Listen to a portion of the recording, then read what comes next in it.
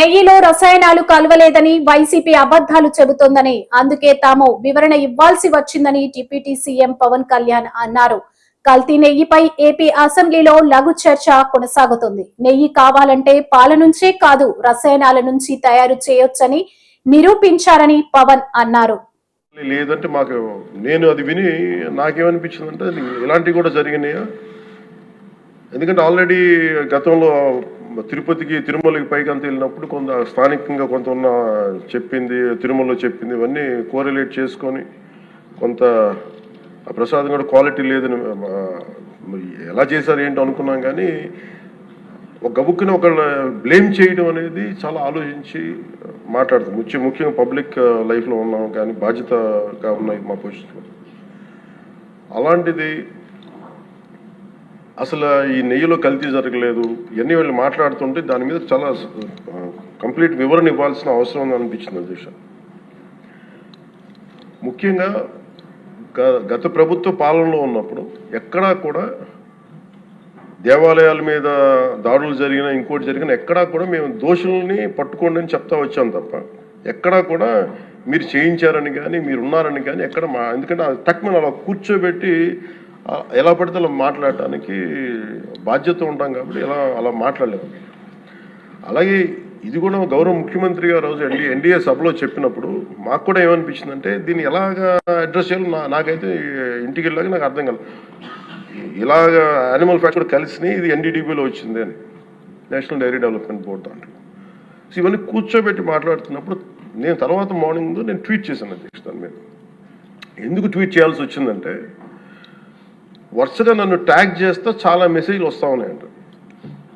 నా ఆఫీస్ నుంచి అన్ని పంపించేటప్పటికి నేను చూసాను ఏం జరిగిందంటే మీరు ఎవరు మాట్లాడరేంటి, ఇలాంటి రిపోర్ట్ ఉన్నప్పుడు కూడా మీరు ఎవరు మాట్లాడరు ఏంటంటే, అప్పుడు నా ఉద్దేశం ఏముందంటే దిగి ఈ దేవాలయాలు జరిగే ఇలాంటివన్నీ ఇవన్నీ కూర్చోబెట్టి దీనికి ఒక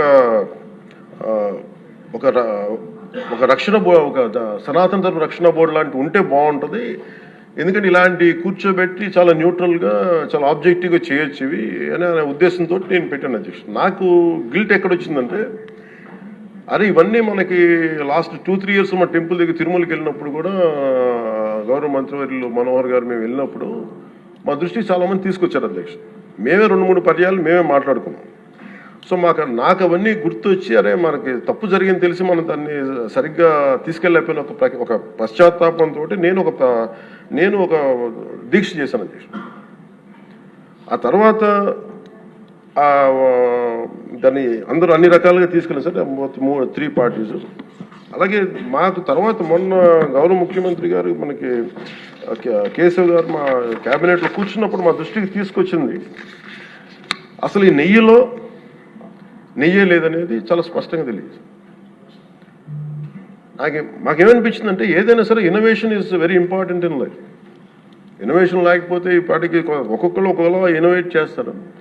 బట్ ఈ పర్టికులర్ ఈ గత ప్రభుత్వంలో ఉన్న వ్యక్తులు వీళ్ళు అరాచకంలో ఇన్నోవేషన్ చేశారు. వీళ్ళు కల్తీలు కూడా అంటే మామూలుగా ఒక నెయ్యి కావాలంటే పాలలో నుంచే కాకుండా రసాయనాల నుంచి కూడా తీయచ్చు, మిగతా వాటి నుంచి కూడా తీయచ్చు అని చేసి చూపించారు.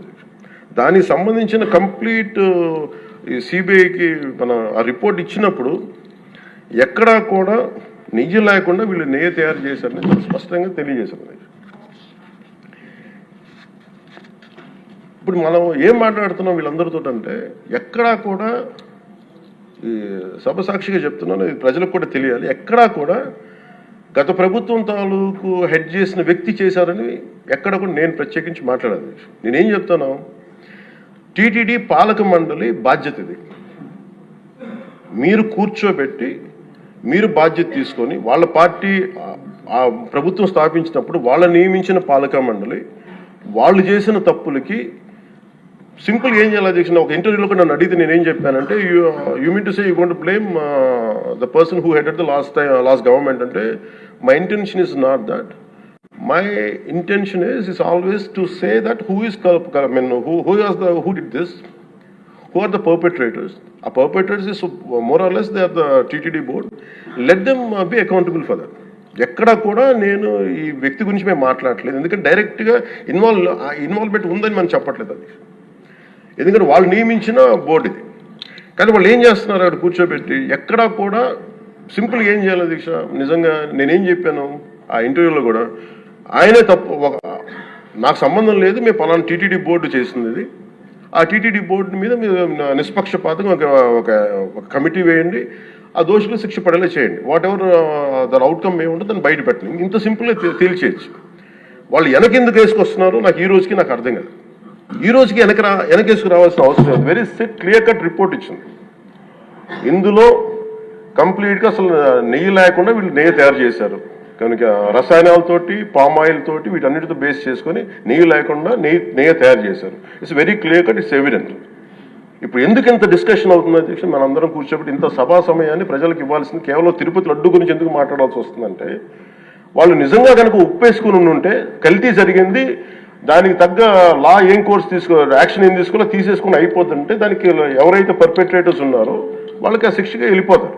అలా కాకుండా అసలు ఆ నెయ్యిలో కల్తీ లేదు, యానిమల్ ఫ్యాట్ లేదు, రిపోర్ట్ ఇచ్చిన తర్వాత ఇవన్నీ. అందుకని ఈ సభ ఈరోజు ఇంతమంది మాట్లాడాల్సి వస్తుంది అధ్యక్ష. మాకు ఏమనిపించిందంటే అధ్యక్ష, దీన్ని క్యాబినెట్ మీటింగ్లో మా దృష్టికి తీసుకొచ్చింది మీకు తెలియజేస్తున్నాను మీ ద్వారా ప్రజలకి. సిబిఐ నేతృత్వంలోని ఈ స్పెషల్ ఇన్వెస్టిగేషన్ టీం ఆ నెయ్యి తయారీకి 1 లీటర్ పాలు కూడా వినియోగించలేదని చెప్పి చాలా ఖచ్చితంగా తేల్చింది. ఆ పామాయిల్లో రసాయనాలు కలిపి తయారు చేసినట్టు చెప్పింది. ఆ ఇతర రసాయనాలు ఏ మూలకాల నుంచి తయారయ్యాయో నిర్ధారణ చేసే సాంకేతికత, దానికై సంబంధించిన టెక్నాలజీ ఆ పర్టికులర్ మా వద్ద లేదనేది ఆ సిట్ తేల్చేసింది. ఈ కేసులో 36 మందిని నిందితులుగా తేల్చింది. శ్రీవారి ప్రసాదాన్ని అపవిత్రం చేసేందుకు ఒక ప్రణాళిక, ఒక ప్లాన్ ప్రకారం కుట్ర జరిగిందన్నట్టు సిట్ తెలియజేసింది. అలాగే దీనికి ముందు ఏం జరిగిందని చూస్తే, తమకి నచ్చిన సంస్థలకి నెయ్యి సరఫరా కాంట్రాక్టులు కట్టబెట్టేందుకు ఒక ప్రణాళిక ప్రకారం టెండర్ నిబంధనలు సవరించారు. నెయ్యి సరఫరాకి సంస్థకి ఉండాల్సిన కనీస వార్షిక టర్నోవర్ 250 కోట్ల నుంచి 150 కోట్లకు తగ్గించారు. రోజుకి 4 లక్షల లీటర్ల పాలు సేకరించాలన్న నిబంధనని తొలగించారు. డైరీ రంగంలో 3 ఏళ్ల అనుభవం ఉండాలన్న నియమాన్ని ఏడాది కుదించారు. రోజుకి 12 టన్నుల వెన్నెయ్య తేయాలన్న నిబంధనను కూడా 8 టన్నులుగా మార్చేశారు. అంటే ఒకరికి నెయ్యి కాంట్రాక్ట్ ఇవ్వాలంటే ఇన్ని నిబంధనల్ని తూట్లు పడిచారు. అది చేసిన తర్వాత మళ్ళీ సవరణ అనంతరం వీళ్ళు ఎంపిక చేసిన సంస్థలు 20-23 మధ్య నెయ్యి సరఫరా చేశాయి. నెయ్యి సరఫరా చేసిన సంస్థకు అందుకు కావాల్సిన కనీస అర్హతలు లేవని సిట్ ఛార్జ్ షీట్లో ఉంది. వీరు నెయ్యి సరఫరాగా ఎంచుకున్న సంస్థలు బోలేబాబా అని కానీ దానికి అనుబంధ సంస్థలు మాల్గంగా, వైష్ణవి డైరీలు 1 లీటర్ కూడా నెయ్యిని పాల నుంచి తయారు చేయాలని స్పష్టంగా చెప్పారు.